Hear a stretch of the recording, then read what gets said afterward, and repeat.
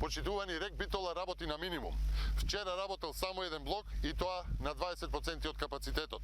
Наместо енергетска стабилност, наместо развој, кон тоа РЕК Битола да биде извор за затоплување на вториот по големина град во Македонија Битола, РЕК Битола е пред колапс.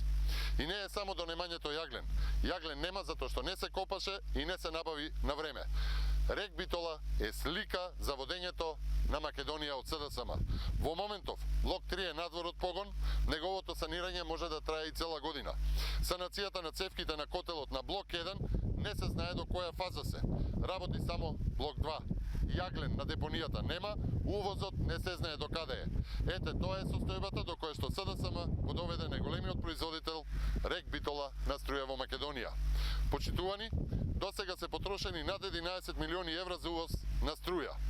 На тоа додадете ги 15 милиони евра за плаќање на украдената струја од европската мрежа.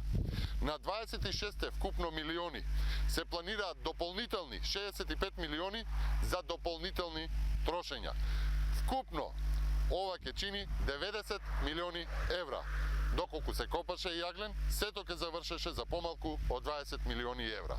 Да сумирам, неспособност и лакомоста на СДСМ чинат 70 милиони евра. Почитувани, раководството на ЕЛЕМ е целосно неспособно и нестручно, воопшто не се грижи за правилното одржување на целата постројка.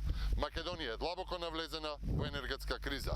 Се фалеа со профит на ЕЛЕМ, а денес гледаме дека ЕЛЕМ е еден од најголемите загубари во Македонија. Финансиската инекција од владата се пари на граѓаните за да трае и да се преживее до утре, задутре можеби 3 дена. Потребни се итни неодложни оставки на сиот раководен тим на РЕК Битола и на ЕЛЕМ и наместо Васко Ковачевски и тајфата од СДСМ да дојдат способни луѓе за спас на тоа што е останато од РЕК Битола и од ЕЛЕМ. Се друго е намерно дополнително тонење на енергетскиот систем во Македонија. Ви благодарам.